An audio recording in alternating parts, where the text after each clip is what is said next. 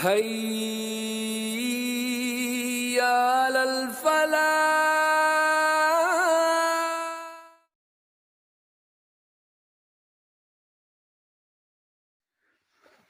الحمد للہ رب العالمین والصلاة والسلام علی سید الانبیاء والمرسلین وعلی آلہ واصحابہ اجمعین، اما بعد فاعوذ باللہ من الشیطان الرجیم، بسم اللہ الرحمن الرحیم۔ وَإِذْ قَالَ إِبْرَاهِيمُ رَبِّ اجْعَلْ هَٰذَا الْبَلَدَ آمِنًا وَاجْنُبْنِي وَبَنِيَّ أَن نَّعْبُدَ الْأَصْنَامَ رَبِّ إِنَّهُنَّ أَضْلَلْنَ كَثِيرًا مِّنَ النَّاسِ فَمَن تَبِعَنِي فَإِنَّهُ مِنِّي وَمَنْ عَصَانِي فَإِنَّكَ غَفُورٌ رَحِيمٌ۔ صدق اللہ العظیم۔ معزز و مکرم ناظرین و ناظرات، السلام علیکم ورحمۃ اللہ وبرکاتہ۔ آج آپ کے سامنے سورہ ابراہیم کا رکوع نمبر 6 انشاءاللہ اس کی مختصر سی تفسیر آپ کے سامنے بیان کی جائے گی۔ اللہ تعالی اس سے پہلے جو 2 رکوع آپ نے جن کا مطالعہ کیا اور ان میں اللہ تعالی نے توحید کی مثال بیان کی اور شرک کی مثال بیان کی، کیونکہ قریش جو تھے وہ ان کا مذہب جو تھا وہ شرک تھا، اور وہ اپنے اس مذہب شرک کی حمایت میں سب سے بڑی دلیل یہ لاتے تھے کہ یہ ہمارا دین جو ہے ہمیں حضرت ابراہیم علیہ السلام سے وراثت میں ملا ہے۔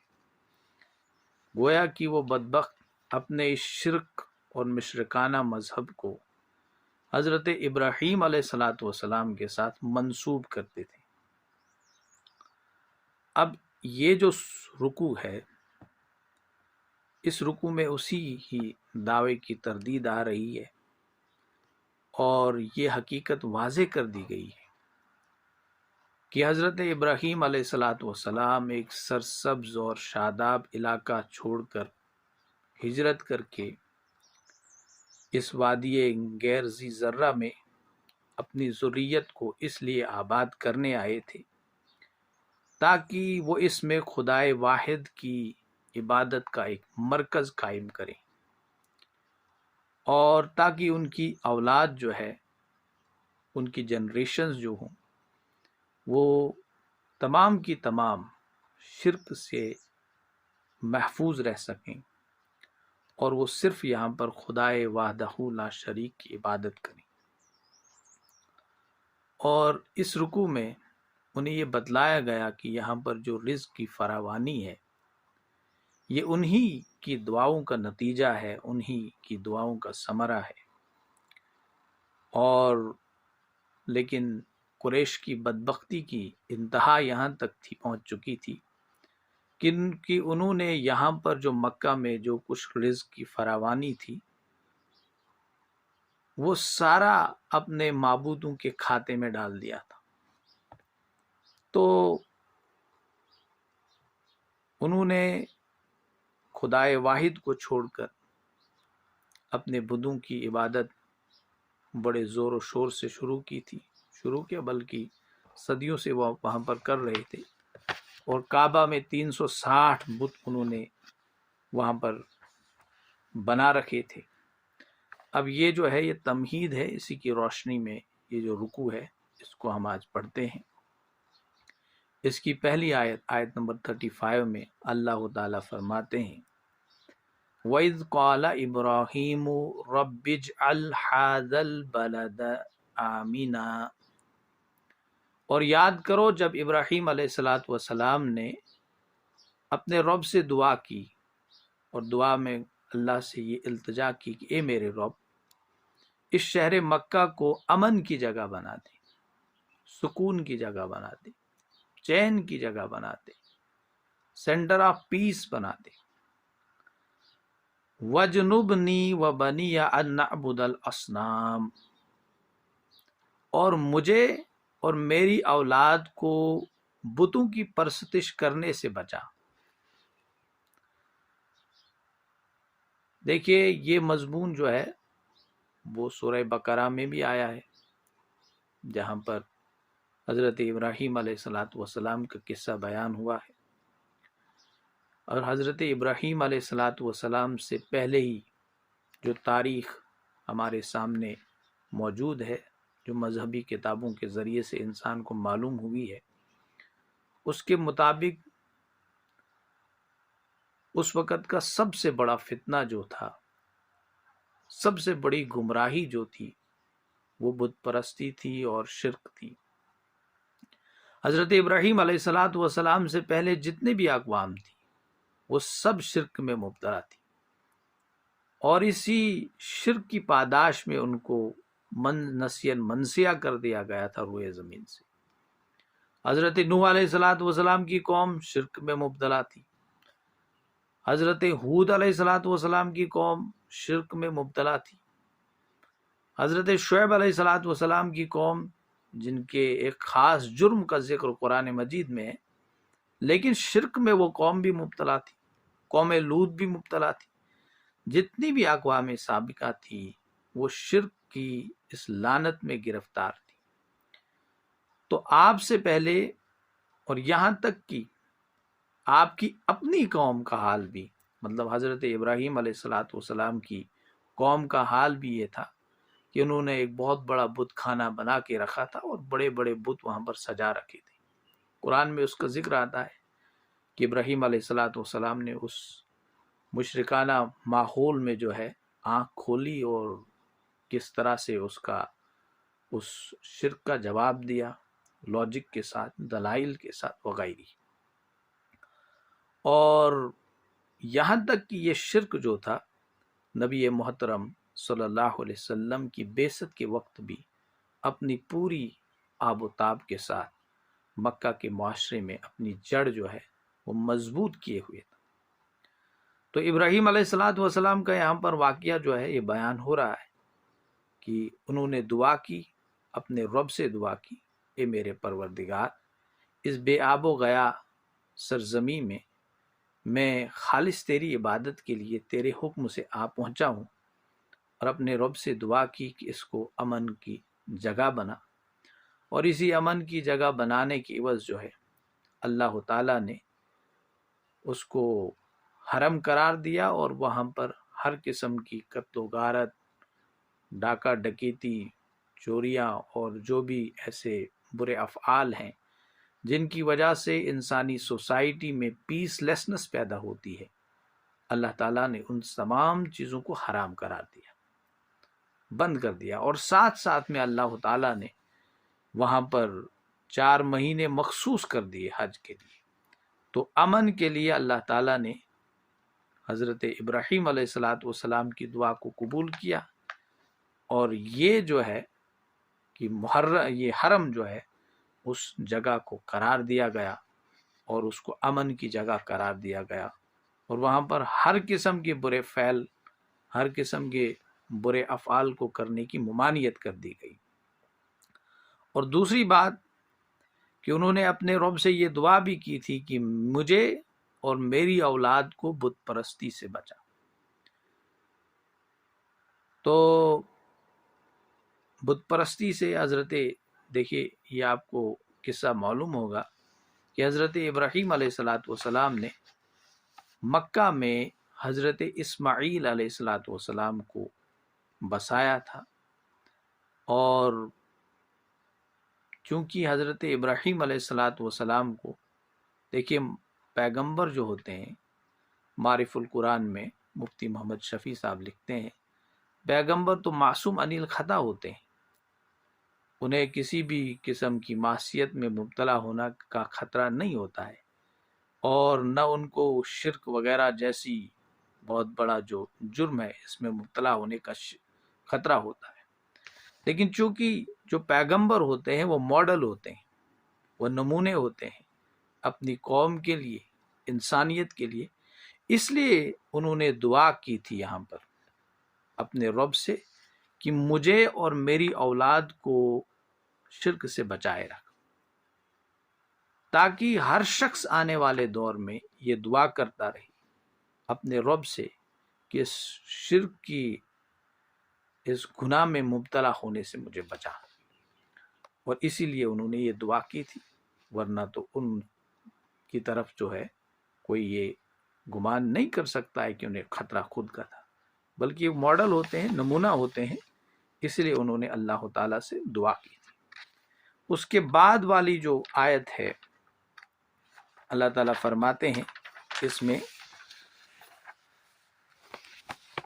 ربی انہن اضللن کثیرا من الناس، اے میرے پروردگار ان بتوں نے، اب بتوں کی بات ہو رہی ہے کہ پروردگار ان بتوں نے بہت پہلے سے بہت سے لوگوں کو گمراہ کیا ہوا ہے، فمن تبعنی فانہ منی، تو جو کوئی میری پیروی کرے وہ تو بلا شبہ مجھ سے ہے، ومن عصانی فانک غفور الرحیم، اور جو میری نافرمانی کرے تو بلا شبہ تو بخشنے والا مہربان ہے۔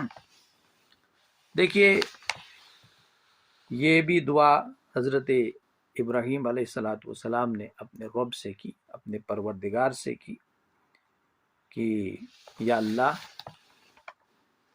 میں اپنی اولاد سے، گویا کہ یہاں پر حضرت ابراہیم علیہ الصلاۃ والسلام اپنے رب کے سامنے اس خطرے کا اظہار کر رہے ہیں کہ پروردگار، یہ شرک کی وبا جو ہے اس قدر گہری اور اس قدر شدید ہے آج کی اس دنیا میں، اور آگے بھی آپ آج بھی دیکھتے ہیں شرک کی جو وبا ہے اور شرک کی جو بیماری ہے انسانی معاشروں میں، حضرت نوح علیہ الصلاۃ والسلام کے دور سے لے کر اگر دیکھا جائے آج بھی جو ہے کروڑوں کی تعداد میں لوگ شرک اور بت پرستی میں مبتلا ہے، بلینز میں جو ہے انسانوں کی پاپولیشن ایسی ہے جو شرک میں مبتلا ہے۔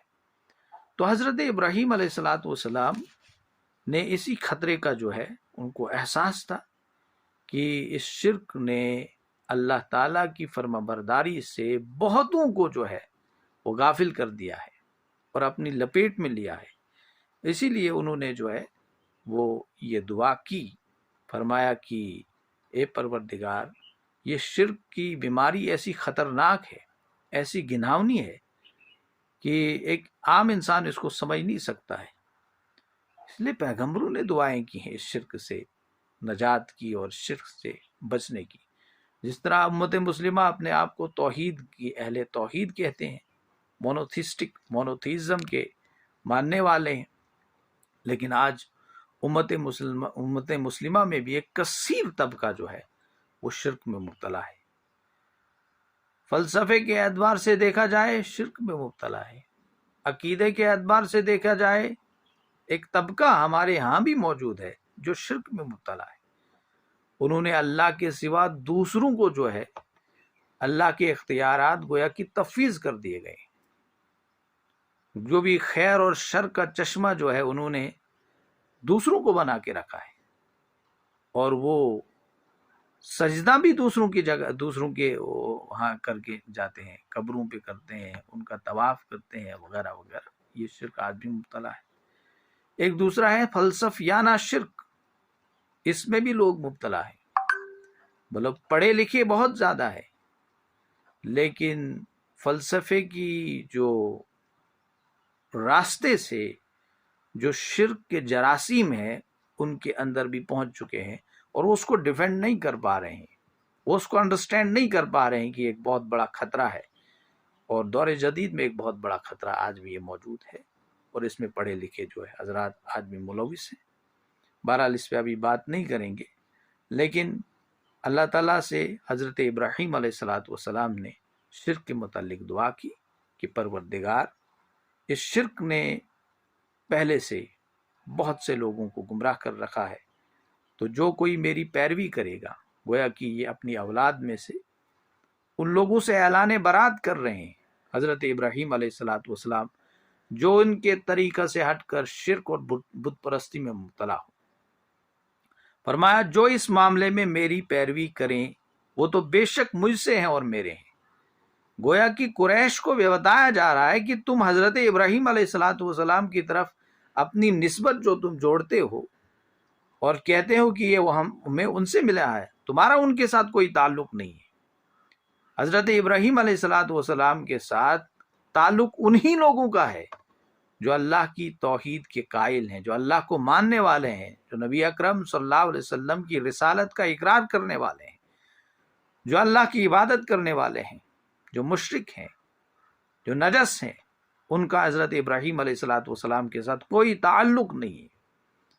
امت مسلمہ بھی آج نبی اکرم صلی اللہ علیہ وسلم کی امتی ہونے کا دعویٰ کرتی ہے، لیکن ہاں ہمیں دیکھ لینا چاہیے، اپنے گریبانوں پر جھانک کر دیکھ لینا چاہیے کیا ہمارا تعلق نبی اکرم صلی اللہ علیہ وسلم کے ساتھ ان ٹھوس بنیادوں پر استوار ہے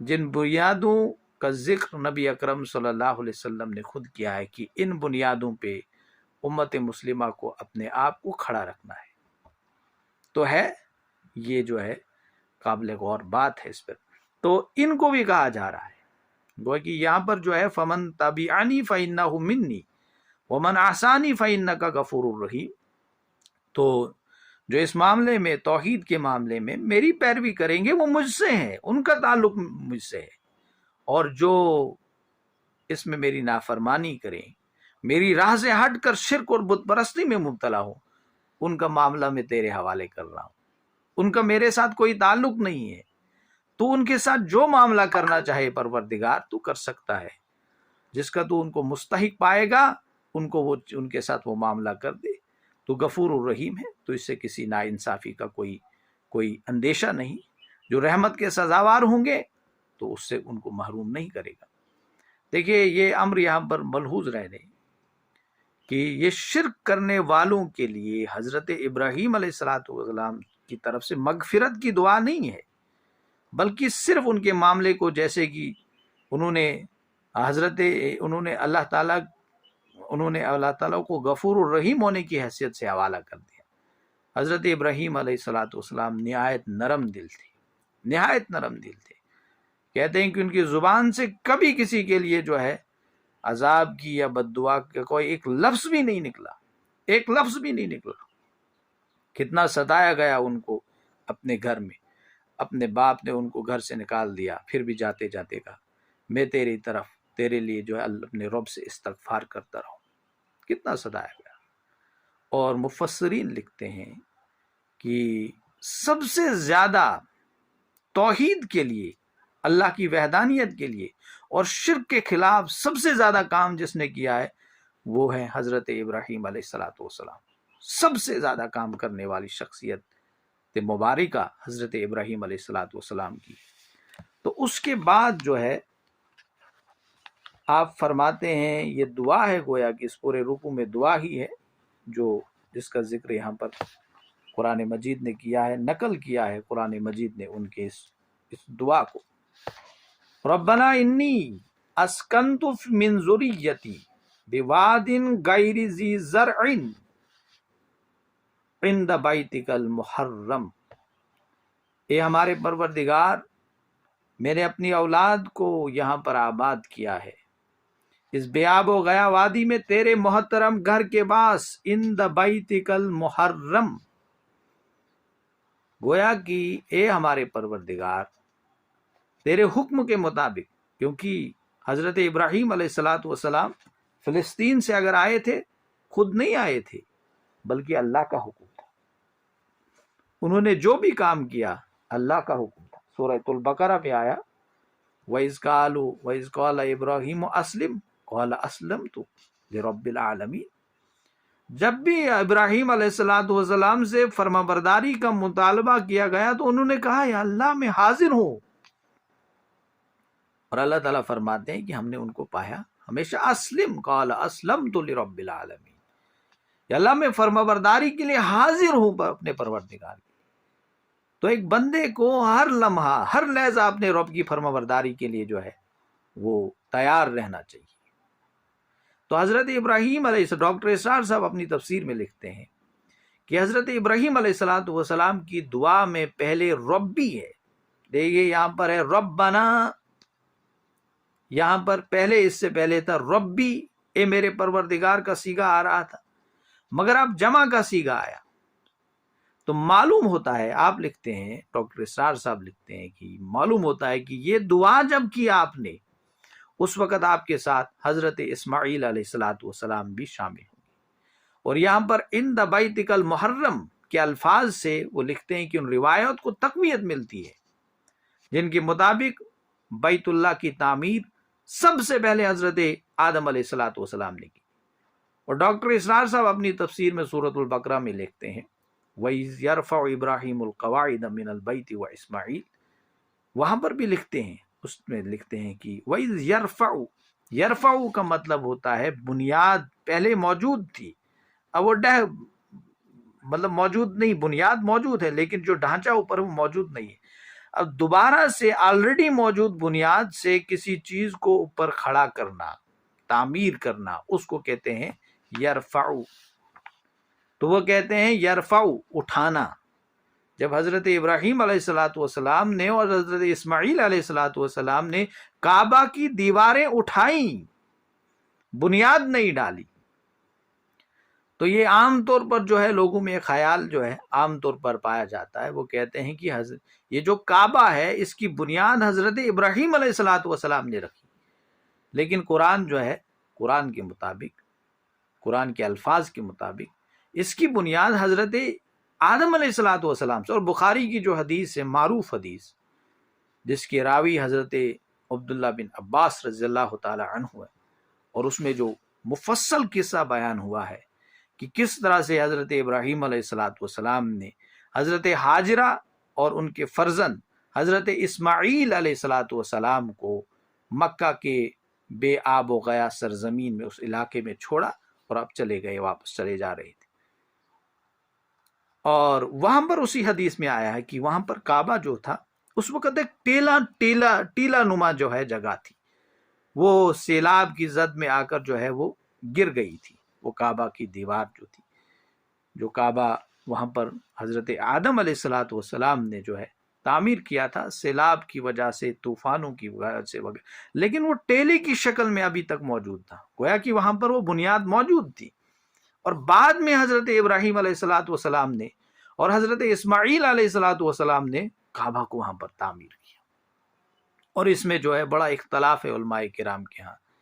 دیکھیے یہ تورات میں بھی یہ جو آتا ہے، یہ قصہ تورات میں بھی پایا جاتا ہے، اور اس حدیث میں یہاں تک آیا ہے کہ آپ نے جو، اور عام طور پر یہ سب ہم بیان کرتے ہیں کہ حضرت ابراہیم علیہ السلام نے حضرت ہاجرہ اور اپنے فرزند جو شیرخوار تھے، چھوٹے تھے، حضرت اسماعیل کو اکیلا چھوڑا. حضرت ہاجرہ ان کو بلاتی ہیں، آپ کہاں جا رہے ہیں؟ لیکن ابراہیم علیہ السلام پلٹ کر نہیں دیکھتے. پھر بہت دور چلے، کیا یہ اللہ کا حکم ہے؟ تو حضرت ابراہیم علیہ السلام کہتے ہیں یہ اللہ کا حکم ہے. تو حضرت ہاجرہ جواب میں کہتی ہیں پھر اللہ تعالی ہمیں ضائع نہیں کرے گا. پھر ان کو پیاس لگتی ہے اور وہ جو صفا مروہ جو ہے وہ 7 بار وہ چکر لگاتے ہیں وغیرہ. بہرحال لیکن قرآن تو دوسری طرف یہ کہتا ہے کہ ابراہیم علیہ السلام اور اسماعیل علیہ السلام، اور 3 بار اس حدیث میں ذکر آیا ہے، 3 بار حضرت ابراہیم علیہ السلام آئے ان کے پاس. اور ایک بار جو پہلی بیوی تھی ان کی، وہاں سے جرہم کا قبیلہ وغیرہ، وہ بڑی تفصیل سے وہ حدیث جو ہے بخاری شریف میں آئی ہے. اور حضرت ابراہیم علیہ الصلوۃ والسلام پہلی بار آتے ہیں، پہلی بیوی کو طلاق دیا جاتا ہے، دوسری بار آتے ہیں اس کو رکھا جاتا ہے. لیکن یہ سوال اپنی جگہ موجود رہتا ہے کہ کعبہ کی، بیت اللہ کی تعمیر کب ہوئی، کیسے ہوئی؟ تو یہ بڑا معاملہ ہے، اور یہ میں نے دیکھا، خود سے دیکھا، تفسیروں کا میں نے موازنہ کیا.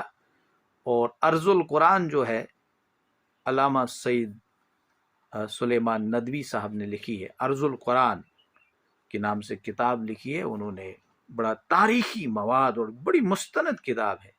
اور یہ آپ کو معلوم ہونا چاہیے کہ جیوگرافی آف قرآن کے اس ٹاپک پر یہ پہلی کتاب ہے، شاید اردو زبان میں پہلی کتاب ہے، اس کے بعد کسی نے اس پہ کام نہیں کیا ہے. یہ علامہ سید سلیمان ندوی کا احسان ہے امت مسلمہ کہ انہوں نے بڑی ہی گہری تحقیق کر اس کتاب کو جو ہے اس کو تالیف کیا ہے. اس کے مؤلف ہیں وہ حضرت یہ سید سلیمان ندوی صاحب. تو انہوں نے اس کا انکار کیا کہ ایسا نہیں. یہ واقعہ جب ہوا ہے، حضرت اسماعیل علیہ السلام اس وقت 14 برس کے تھے جب کعبہ کی دیواریں اور جو کعبہ کی تعمیر نو ہو رہی تھی اس وقت. تو انہوں نے لکھا ہے کہ یہ سب روایات جو ہے اسرائیلی روایات ہیں، اور حدیث کا اگر دیکھا جائے وہ مرفوع حدیث ہے. وہ حضرت عبداللہ بن عباس رضی اللہ تعالیٰ عنہ، تو کیونکہ حضرت عبداللہ بن عباس رضی اللہ تعالیٰ عنہ بہت بڑے سکولر تھے. بہرحال یہ انہوں نے لکھا ہے، میں نے اس کا ریفرنس بھی آپ کو دیا. اللہ نوز بیٹر، لیکن عام طور پر یہ کہا جاتا ہے اور بہتر اللہ کو ہی علم ہے. تو حضرت ابراہیم علیہ السلام نے یہاں پر دعا کی ہے، پروردگار کہ میں تیرے محترم گھر میں، میں نے تیرے محترم گھر کے پاس اپنی اولاد کو جو ہے آباد کیا ہے. یعنی میں نے اپنی اولاد کو ایک بن کھیتی کی چٹیل جو ہے زمین جو ہے تیرے محترم گھر کے پاس جو ہے اس لیے بسایا ہے. کیوں بسایا ہے؟ ربنا لیقیم الصلاۃ، اے ہمارے پروردگار تاکہ یہ نماز قائم کر سکیں. فَاجْعَلْ أَفْئِدَةً مِّنَ النَّاسِ تَهْوِي إِلَيْهِمْ، تو لوگوں کے دلوں کو ان کی طرف مائل کر دے، لوگوں کے دلوں میں ان کے لیے محبت پیدا کر دے، اور محبت پیدا ہو جائے اور اطراف و جوانب سے لوگ ان کے پاس چلے آتے جائیں، تاکہ اس طرح ان کے لیے یہاں رہنے کا اور بسنے کا بندوبست ہو سکے. اور ہوا بھی ایسا ہی. دیکھیے اس سے یہ بات تو ایک معلوم ہوتی ہے کہ خدا کی توحید اور خالص اسی کی بندگی وہ چیز ہے جس کی خاطر انسان اپنا سب کچھ چھوڑ کر جو ہے ہجرت کر سکتا ہے اور چھوڑ سکتا ہے. نبی اکرم صلی اللہ علیہ وسلم نے بھی کیا، حضرت ابراہیم علیہ السلام نے بھی کیا. اور سب کو چھوڑ دینا چاہیے جب یہ معاملہ آ جائے، اللہ کی توحید کے لیے، اللہ کی عبادت کے لیے، اللہ کی بندگی کے لیے. یہاں تک کہ اگر اسے مولانا امین حسن اصلاحی رحمۃ اللہ علیہ اپنی تفسیر میں لکھتے ہیں، یہاں تک کہ اگر اسے کسی بنجر زمین میں تنہا جا کر جو ہے زندگی گزارنی پڑے، اسے زندگی گزارنی چاہیے. ہجرت کرے تو اللہ کی توحید کے لیے، اللہ کی عبادت کے لیے. اور بخاری شریف کی پہلی حدیث جو ہے اس میں آیا ہے کہ انما الاعمال بالنیات، نیت کا اعمال، جو ان اعمال کا دار و مدار جو ہے نیت پر ہے. اور اس میں یہ بھی آیا ہے کہ جو عورت کی طرف نیت کرے، مطلب اس سے جو ہے ایک مفصل معنی ہم لے سکتے ہیں، جو کسی دنیاوی اغراض کے لیے ہجرت کرے اس کو وہی جزا ملے گی، وہ مہاجر نہیں کہلائے گا. دیکھیے اس زمانے میں کیس نامی ایک شخص تھا، اس نے مدینہ کی طرف اس لیے جو ہے وہ ہجرت کی تھی. کیس ایک خاتون تھی، اس نے اس لیے، اس کا جو شوہر تھا اس نے مکہ سے مدینہ کی طرف اس لیے ہجرت کی تھی تاکہ وہ اس سے شادی کرے. تو صحابہ کرام کے ہاں جو ہے وہ مذاق کیا جاتا تھا اس شخص کا کہ یہ جو ہے مہاجر کیس ہے، اس نے ہجرت کی ہے اس عورت کے لیے، اس نے ہجرت دین کے لیے نہیں کی، اس نے ہجرت توحید کے لیے نہیں کی، اس نے ہجرت عبادت کے لیے نہیں کی. تو ہجرت چھوڑنا یہ سب اللہ کے لیے ہونا چاہیے تو اس کا اجر ملے گا. اگر یہ سب کچھ نہیں ہوگا تو اس کا اجر نہیں ملے گا. تو یہ بات یہاں سے معلوم ہوتی ہے. کہ دوسری بات یہ معلوم ہوتی ہے یہاں پر کہ خانہ کعبہ جو ہے وہ اصل مرکز نماز ہے، اور اس وجہ سے اس کے تولیت کے اصل حقدار وہ ہیں جو نماز کو قائم کرتے ہیں. گویا کہ مشرکین مکہ کو کہہ دیا گیا تم خانہ کعبے کی تولیت کے حقدار نہیں ہو، بلکہ اس کے حقدار مسلمان ہیں جو نماز قائم کرتے ہیں، کیونکہ اس خانہ کعبہ کی تعمیر جو کی ہی گئی تھی نماز کے لیے تاکہ یہاں پر نماز قائم کی جا سکے. اور لیکن تم لوگ ایسے ہو کہ تم نے توحید کو بھی ضائع کر دیا، تم نے نمازوں کو بھی ضائع کر دیا، اور تم نے حضرت ابراہیم علیہ السلام کے اس کعبہ کو جو انہوں نے تعمیر کیا تھا، یہاں پر اللہ کی عبادت کی جانی چاہیے، تم نے تو 360 بت جو ہیں اس میں کھڑے کیے ہیں اور تم ان کی عبادت کرتے ہو. اور اس کے بعد جو ہے دیکھیے پہلے تو نماز، اس کے بعد حج کا مرکز بھی بن گیا یہ خانہ کعبہ، اور اقام الصلاۃ کا مفہوم جو ہے یہ سمجھ لینا چاہیے کہ صرف اسی پر نہیں مطلب ہوتا ہے کہ ہم نماز قائم کریں، بلکہ دوسروں کو نماز کی طرف بلانا، وہاں پر انتظام کرنا، بندوبست کرنا، اور یہ سب باتیں جو ہے وہ خانہ کعبہ میں ہوتی ہیں. وَارْزُقْهُم مِّنَ الثَّمَرَاتِ لَعَلَّهُمْ يَشْكُرُونَ، اور ان کو رزق ادا کر پھلوں سے تاکہ وہ شکر ادا کریں. اور خانہ کعبہ میں جو حج کرنے گئے ہیں، عمرہ کرنے گئے ہیں، آپ دیکھیں گے یہ حضرت ابراہیم علیہ السلام کی دعا کی برکت سے ہے. وہاں پر دنیا کے ہر قسم کا پھل فروٹ مل سکتا ہے، حالانکہ وہاں کوئی چیز اگتی نہیں ہے، وہ صحرا ہے، وہ بنجر زمین ہے، لیکن وہاں پر دنیا کی ہر شے حاصل انسان کو ہوتی ہے. یہ حضرت ابراہیم علیہ السلام کی دعاؤں کا ثمر ہے. وآخر الدعوانا ان الحمد للہ رب العالمین. انشاءاللہ تعالی بقیہ 2-3 آیات کا درس کل ہوگا. الحمد للہ رب العالمین، الصلاة والسلام علی رسول الامین وعلی آلہ واصحابہ اجمعین. قال اللہ تبارک و تعالی فی الکلام الحکیم والفرقان المجید.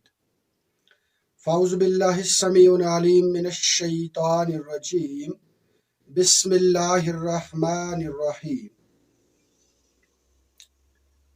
ربنا انک تعلم ما نخفی وما نعلن وما يخفى على الله من شيء في الأرض ولا في السماء.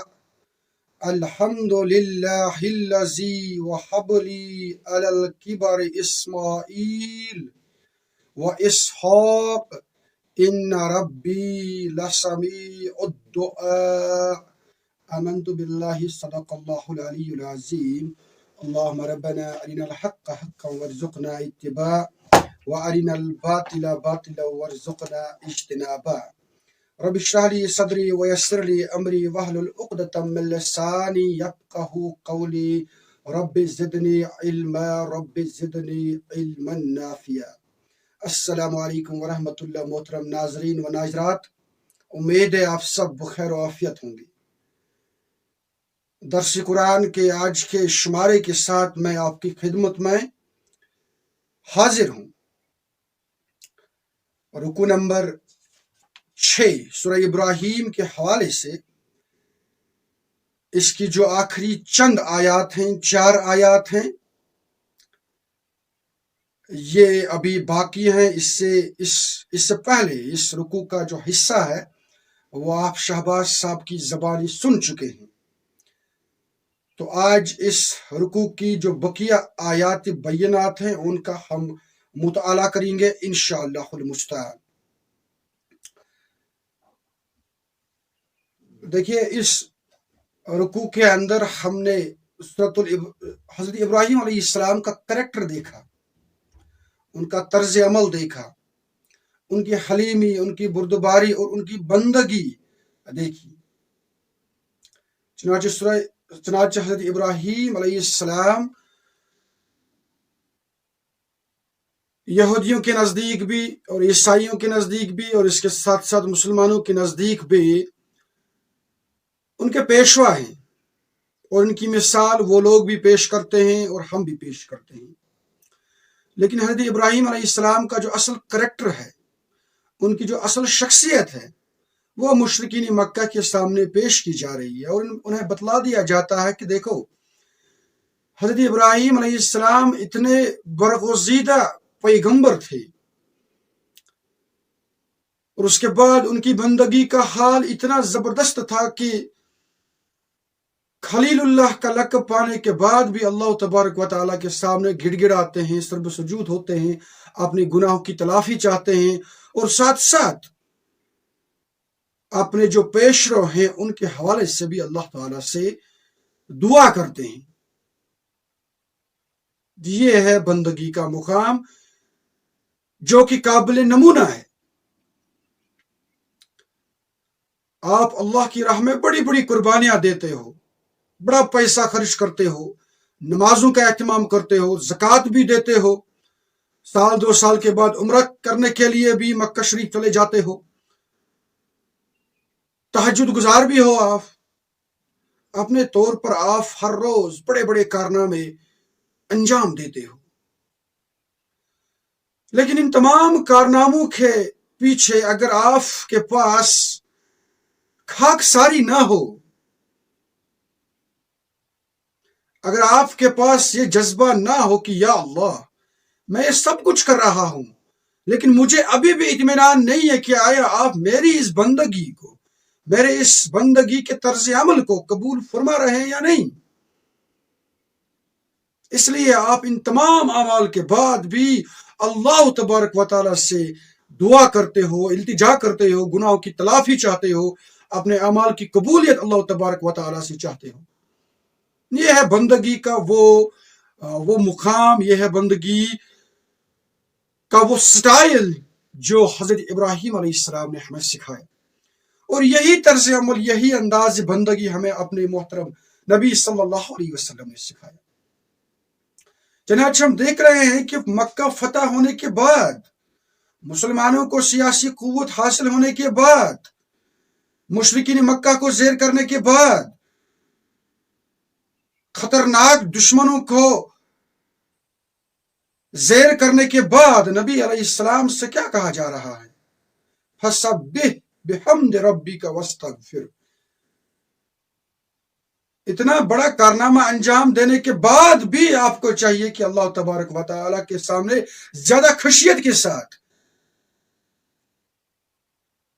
زیادہ بندگی کے ساتھ، زیادہ اعمال کے ساتھ اپنے گناہوں کی تلافی چاہو۔ یہ کریکٹر سکھایا ہے کس نے؟ حضرت ابراہیم علیہ السلام نے، اور اسی کی تعلیم اور ترغیب دی جا رہی ہے مشرکین مکہ کو۔ ربنا انک تعلم ما نخفی وما نعلن، اے ہمارے پروردگار تو خوب جانتا ہے جو کچھ ہم چھپاتے ہیں اور جو کچھ ظاہر کرتے ہیں۔ یہ دعا مانگ رہے ہیں حضرت ابراہیم علیہ السلام۔ دیکھیے، دعا کرنے کے سلسلے میں یہ روش ہمیں یاد رہنی چاہیے کہ جب ہم اللہ سے دعا مانگے تو پہلے اللہ تبارک و تعالیٰ کی حمد اور ثنا بیان کریں، اللہ تبارک و تعالیٰ کی مقتدرت کتنی ہے، وہ کتنے بڑے خالق ہیں، مالک ہیں، رازق ہیں، رب ہیں، رحیم ہیں، کریم ہیں، اس کا تذکرہ کریں، اللہ تبارک و تعالیٰ کی ثنا خوانی کریں، اور اس کے بعد اسی ثنا خوانی کے مقابلے میں اپنی حاجت اللہ تعالیٰ کے سامنے رکھیں اور دعا مانگیں۔ یا اللہ، چنانچہ آپ بڑے رحیم ہیں، بڑے کریم ہیں، ہم پر بھی اپنی رحیمی کے اثرات مرتب کر، ہم پر رحم فرما۔ یا اللہ، آپ رب ہیں، آپ کھلانے والے ہیں، پوری کائنات کو ربا ہمیں بھی کھلا دے۔ اسی طریقے سے دعا کرنے کے آداب و اطوار میں ایک چیز یہ بھی ہے کہ ایسے ہی الل ٹپ دعا نہ مانگیں، دعا کے لیے ایک سما باندھیں، دعا کے لیے ایک ماحول سازگار کریں۔ اگر آپ حقیقتاً اللہ سے دعا مانگنا چاہتے ہیں، اگر آپ حقیقتاً اپنی فائل کو دستخط کرانا چاہتے ہیں، اگر آپ حقیقتاً اپنی حاجت کو پوری کرنا چاہتے ہیں تو سما باندھیے، دیکھیے کون سا وقت آپ کے لیے موافق ہے.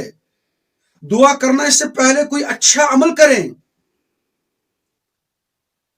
دعا کرنے سے پہلے تسبیحات و تحلیلات کا بندوبست کریں. اس کے بعد اپنی حاجت سامنے رکھیں، خشیت کے ساتھ، انکساری کے ساتھ، اپنے آپ کو کم سے کم تر مانتے ہوئے، جانتے ہوئے. انشاءاللہ المستعان ایسے جب ہم دعا مانگیں گے تو 3 چیزیں ہمیں ضرور نصیب ہو جائیں گی. یہ حدیث سے ثابت ہے. یا تو وہ حاجت آپ کی پوری کر دی جائے گی، یا تو یہ دعا آپ کے لیے آخرت کے لیے سیو رکھا جائے گا. It will be saved for you. یہاں نہیں دیا جائے گا، آخرت میں اس کا بدلہ آپ کو دیا جائے گا. یا تو کوئی مصیبت ہوگی، کوئی بلا ہوگی، وہ اس دعا سے ٹل جائے گی. تو برائے مہربانی دعا کو کبھی بھی آپ کمتر نہ سمجھیں. جہاں کہیں بھی ہو، جس حال میں ہو، اپنے دل میں کوئی آرزو پیدا ہوئی، اللہ کے سامنے اسی وقت رکھو. اور اگر آپ کو سوئی کا تنکا بھی چاہیے، یہ بھی اللہ سے مانگو. اس کے مقابلے میں اگر آپ کو بڑے بڑے جہاز اور محلات چاہیے، وہ بھی اللہ سے مانگو. کسی اور کے سامنے اپنی عرضداشت مت رکھو، اللہ سے ہی لو لگاؤ.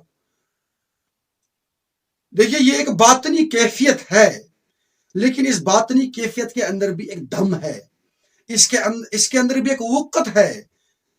لیکن وہ باطنی کیفیت ہمیں اختیار کرنی چاہیے. اس کے لیے ہمیں عبادت و ریاضت کرنی چاہیے. اس مقام تک ہمیں اپنے آپ کو پہنچانا چاہیے. جب وہاں پر ہم پہنچ جائیں گے تو پھر کیا ہوتا ہے؟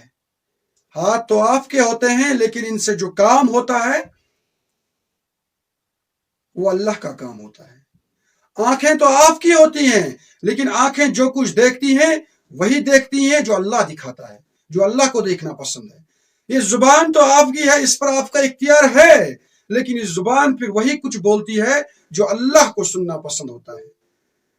یہ ٹانگیں ہیں، یہ جسم، یہ پیر، یہ بازو، یہ تو ہمارے ہیں، لیکن یہ بعد میں پھر ایسے بن جاتے ہیں کہ یہ سب کچھ اللہ تبارک و تعالی کے حکم کے مطابق چلتے ہیں.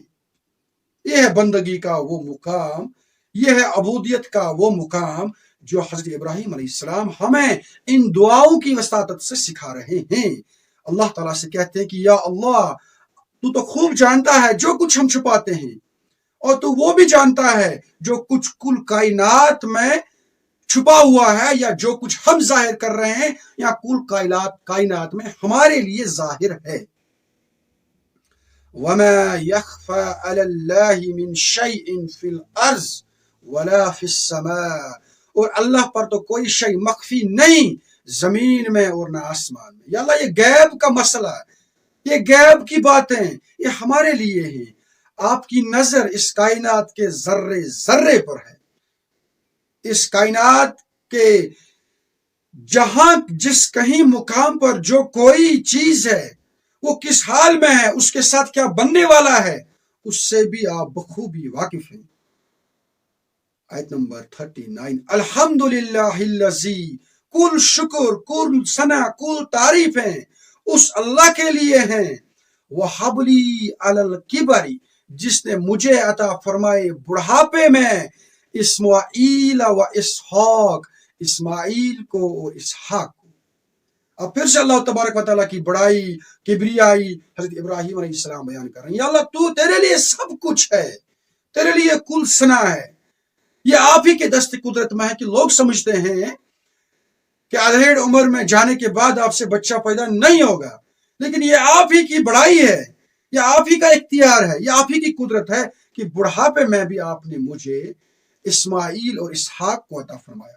روایات میں آتا ہے کہ حضرت اسماعیل علیہ السلام کی ولادت اس وقت ہوئی جب حضرت ابراہیم 86 برس کے تھے، اور اسحاق علیہ السلام کی ولادت اس وقت ہوئی جب آپ علیہ السلام 100 برس کے تھے. یہ کرامت نہیں تو اور کیا ہے.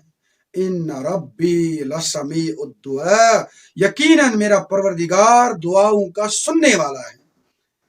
دیکھیے دعاؤں کی یہ جو خصوصیت میں نے آپ کے سامنے بیان کی، اس کے ساتھ ساتھ ایک اہم چیز ہمیں ذہن میں رکھنی چاہیے، اہم بات ہے، اس کو برائے مہربانی آپ دھیان سے سنیے.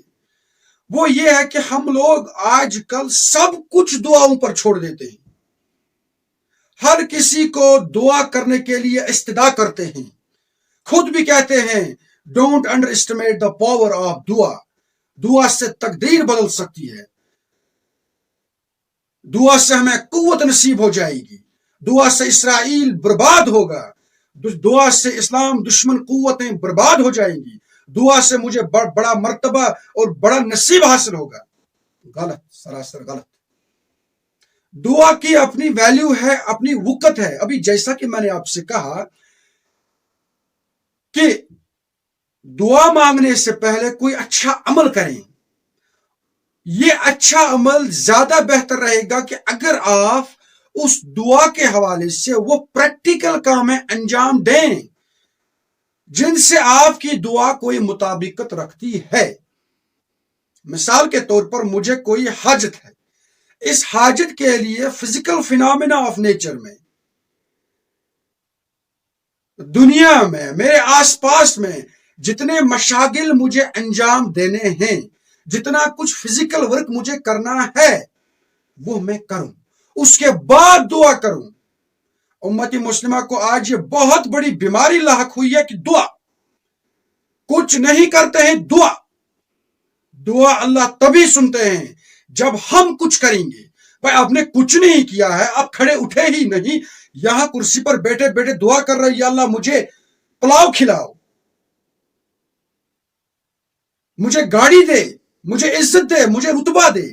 ارے بھیا کرسی پر بیٹھنے سے، پلنگ پر بیٹھنے سے نصیب نہیں ہوگا.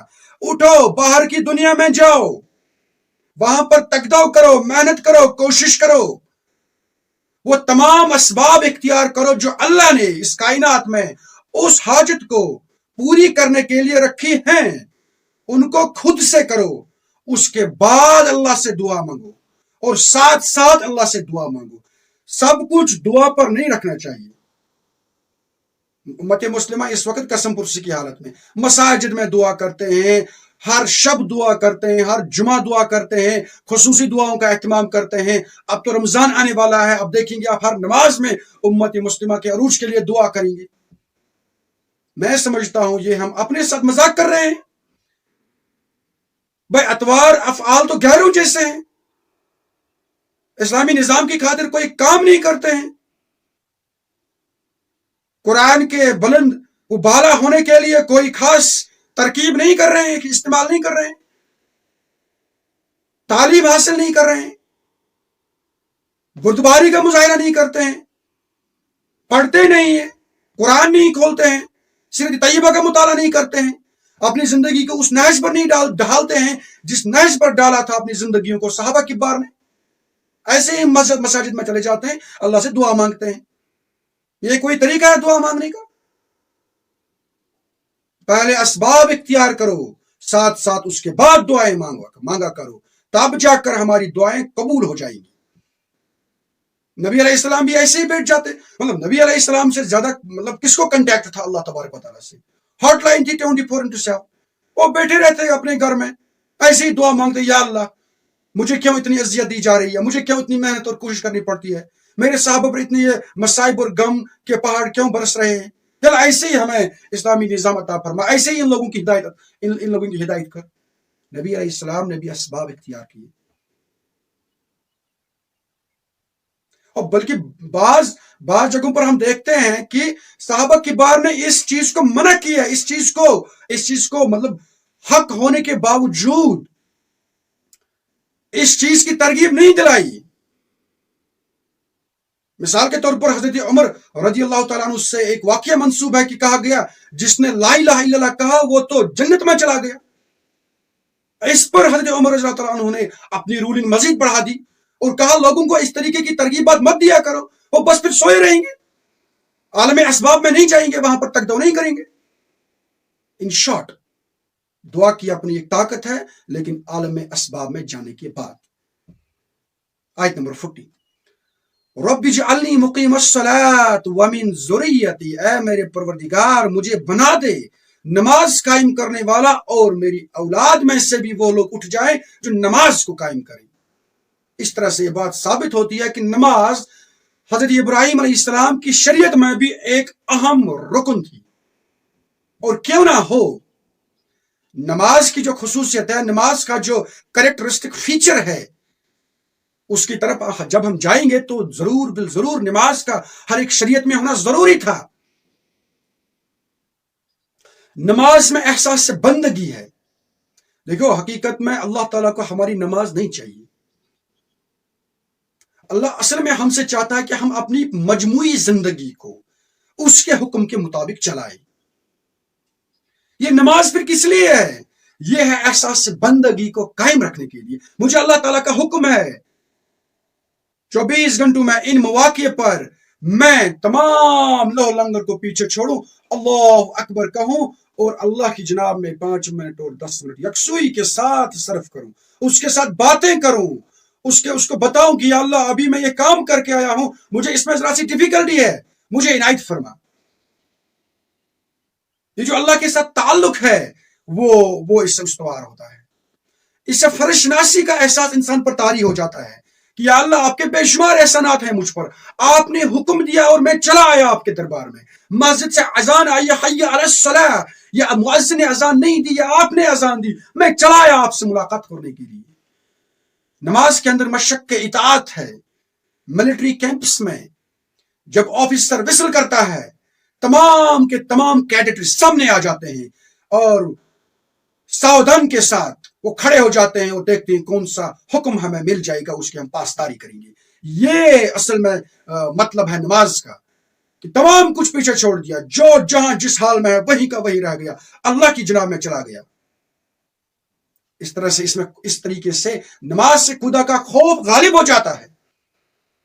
آپ نماز کے بعد جب باہر کی دنیا میں جاتے ہیں، اپنے مشاغل میں مصروف ہو جاتے ہیں، وہاں پر آپ کو یہ بات ذہن میں رہتی ہے، ارے بھائی ابھی تو آپ اللہ سے ملاقات کر کے آئے اور ابھی کے بعد پھر سے جانا ہے، تو کیا آپ اس غلط طریقے پر چلو گے؟ اچھے طریقے سے چلو، دیانتداری سے چلو، اخلاق کے ساتھ بات کرو، بے ادبی کا مظاہرہ نہ کرو، فحاشی اور عریانی کا مظاہرہ نہ کرو۔ اس کے ساتھ ساتھ نماز کے اندر اجتماعیت کا بھی ایک بہت بڑا درس ہے۔ اب مسجد میں چلے جاتے ہو، وہاں پر سب لوگ ایک ہی صف پہ کھڑے ہو جاتے ہیں، کوئی چھوٹا ہے، کوئی بڑا ہے، کوئی امیر ہے، کوئی غریب ہے، کوئی جوان ہے، کوئی بوڑھا ہے، کوئی تندرست ہے، کوئی بیمار ہے، کوئی آفیسر ہے، کوئی نوکر ہے، سب لوگ ایک ہی صف میں کھڑے ہو جاتے ہیں اور انہیں احساس ہوتا ہے کہ اللہ کی جناب میں ہم سب لوگ یکساں ہیں۔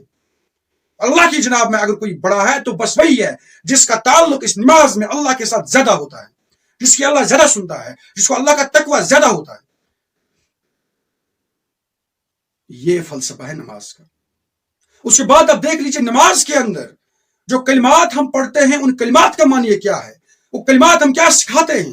ہر رکعت میں ہم سورہ الفاتحہ کا ورد کرتے ہیں، سورہ الفاتحہ کی طرف جانا چاہیے، پھر دیکھنا چاہیے کہ سورہ الفاتحہ ہمیں سکھاتا کیا ہے اصل میں، اور پھر باقی تمہید اور تحلیلات جو ہم نماز میں کرتے ہیں ان کا مطلب کیا ہے۔ ان کا یہی مطلب ہے جو میں نے آپ کے سامنے بیان کیا، احساس بندگی، فرض شناسی، مشق اطاعت، خدا کا خوف، اجتماعیت۔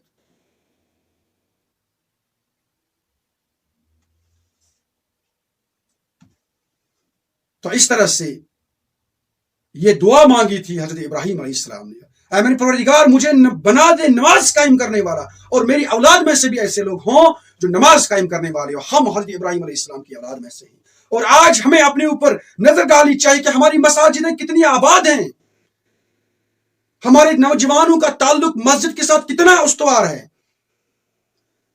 ہم اپنی نماز کس طریقے سے انجام دیتے ہیں۔ کیا یہ محض ایسی نماز تو نہیں ہے نا کہ ہم سوچتے ہیں کہ یہ ایک چٹی ہے، آپ کو آ جاؤ پورا کر کے آ جاؤ۔ نماز اس لیے ہے، بلکہ میں تو کہتا ہوں کہ آج کل کی دنیا میں جو یہ ڈپریشن کا بوجھ ہمارے ذہنوں پر ہے، اس کا علاج ہے نماز۔ نماز میں آپ آرام سے بیٹھ جاتے ہو، ایسا تصور کرتے ہو کہ میں اللہ کو دیکھ رہا ہوں حدیث کی روح سے۔ اب اگر ایسا نہیں ہے تو کم سے کم اتنا سوچ رہا ہوں کہ اللہ مجھے دیکھ رہا ہے۔ لمبی لمبی سانسیں لیتے ہو، اللہ کی تسبیح کرتے ہو، قرآن پاک کی تلاوت کرتے ہو، اس کا معنی سمجھتے ہو، सलाम फेरते हो, अल्लाह से दुआ मांगते हो, तस्बीह पढ़ते हो, ये जो तासीर है नमाज का, ये हम महसूस नहीं कर रहे। इस तरीके से हम नमाज नहीं पढ़ते हैं। अलगर्ज नमाज एक अहम रुकन है, बुनियादी रुकन है। बल्कि इस्लामी सोसाइटी में अगर आपको देख रहा है कौन शख्स मुशरिक है और कौन शख्स मोमिन है, नमाज इज द लिटमस टेस्ट। नबी अलैहिस्सलाम के जमाने में मुशरिकीन भी, मुनाफिकीन भी नमाज पढ़ा करते थे, अगरचे उनके दिलों में ईमान नहीं था, लेकिन चुनांचे उनको दिखाना था कि हम आपके साथ हैं, इसलिए नमाज पढ़ने के लिए वो भी मजबूर होते थे। आखिरत के रोज भी जिस शख्स की नमाज सही होगी उसके बाकी मामलात भी सही होंगे। रब्बना व तक़ब्बल दुआ, ए हमारे परवरदिगार मेरी इस दुआ को कबूल फरमा। हज़रत इब्राहीम अलैहिस्सलाम दुआ कर रहे हैं अल्लाह तबारक व तआला से। उसके बाद आयत नंबर 41, रब्बना गफिरली, ए हमारे परवरदिगार मुझे मगफिरत फरमा, मेरे गुनाहों की बख्शिश कर, वली वालिदैया, मेरे वालिदैन की बख्शिश कर, वलिल मुअमिनीन, और तमाम मोमिनीन को बख्श दे, यौम यक़ूमुल हिसाब, और जिस दिन हिसाब होगा उस दिन भी हमें किसी जिल्लत से बचाइएगा। देखिए दुआ के सिलसिले में यह भी आया है कि जब आप दुआ मांगेंगे पहले अपने भाई के लिए दुआ मांगो, अपने वालिदैन के लिए दुआ मांगो, अपने कराबतदारों के लिए दुआ मांगो, उनकी खैर ख्वाही तलब करो अल्लाह तबारक व तआला से, उसके बाद अपनी दुआ करो। इससे दुआ ज्यादा मुस्तजाब हो जाती है, ज्यादा कबूल हो जाती है, क्योंकि अल्लाह तबारक व तआला को ये अदब बहुत पसंद आती है। मेरा बंदा है, हाजत तो इसकी अपनी पूरी करनी है, लेकिन पहले अपने दोस्त की हाजत का तज़किरा करता है, पहले उनकी फाइल को दस्तखत कराना चाहता है, पहले वालिदैन का तो बहुत ज्यादा हक है। हालांकि यहाँ पर तो आपको ये बात समझनी चाहिए कि ये उस वक्त की दुआ है जब हज़रत इब्राहीम अलैहिस्सलाम अपने वालिद साहब से कह रहे थे कि आप मुझे घर से बाहर निकालिए, आप मुझ पर मजीद जुल्म करें, लेकिन मैं आपके बारे में अल्लाह तबारक व तआला से खैर ही मांगूंगा। लेकिन बाद में जब हज़रत इब्राहीम अलैहिस्सलाम को ये बात अच्छी तरह से मालूम हुई कि मेरे वालिद साहब बदलने वाले नहीं है, उसके बाद दुआएं उनके हक में करनी बंद होगी। लेकिन हमें अपने वालिदैन के बारे में हमेशा दुआ मांगनी चाहिए। उनके जो एहसानात हैं उनको हम पूरा नहीं कर सकते हैं, तो अदब का मुकाम है, इज्जत का मुकाम है, एहतराम का मुकाम है, हम उनके लिए दुआ मांगे, हक बनता है हमारा। और उसके बाद तमाम मोमिनीन के हक में भी दुआ मांगेंगे, कुल उम्मती मुस्लिमा के लिए दुआ मांगेंगे। ये तड़प होनी चाहिए। देखिए दुआ कौन मांगता है, ये बात समझनी चाहिए। दुआ वही मांगेगा किसी और के हक में जिसको उसके बारे में कोई मतलब उसको कोई अफेक्शन हो, कोई दर्द हो, तभी जाकर वो दुआ मांगेगा ना।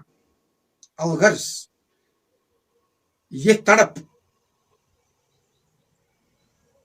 ये दर्द बाकियों के हवाले से हमें महसूस करना चाहिए, फिर दुआ अल्लाह से मांगनी चाहिए कि या अल्लाह तमाम मुस्लिमों को बख्श दे, हमारे वालिदैन को बख्श दे, हमारे जितने भी कराबतदार हैं उनको बख्श दे, हमारे जो हमसाया रिश्तेदार हैं उनको बख्श दे, जो हाजतमंद हैं उनकी हाजात पूरी फरमा। या अल्लाह मेरी भी बहुत सारी हाजात हैं, उनको पूरा फरमा। रब्बना तक़ब्बल मिन्ना इन्नका अंतस समीउल अलीम, यही दुआ हम करेंगे आखिर में, और हमें करनी चाहिए जो हज़रत इब्राहीम अलैहिस्सलाम ने दुआ मांगी, अल्लाह हमारी इन तमाम काविशों को अपनी बारगाह में कबूल फरमा। इस तरह से ये रुकू इख्तिताम को पहुंचा। बोलने में डेफिनेटली कोई ना कोई गलती हुई होगी, अल्लाह तबारक व तआला उससे माफ करे। सुनने में अगर कोई लग़ज़िश हुई होगी तो अल्लाह तबारक व तआला उससे हमारे दिलों से महव कर दे। रब्बुल आलमीन ज्यादा बोलने से, ज्यादा सुनने से ज्यादा अमल करने की तौफीक अता फरमाए। रब्बना तक़ब्बल मिन्ना इन्नका अंतस समीउल अलीम व तुब अलैना या मौलाना इन्नका अंतत तव्वाबुर रहीम व आखिरु दावाना अनिल हम्दुलिल्लाहि रब्बिल आलमीन।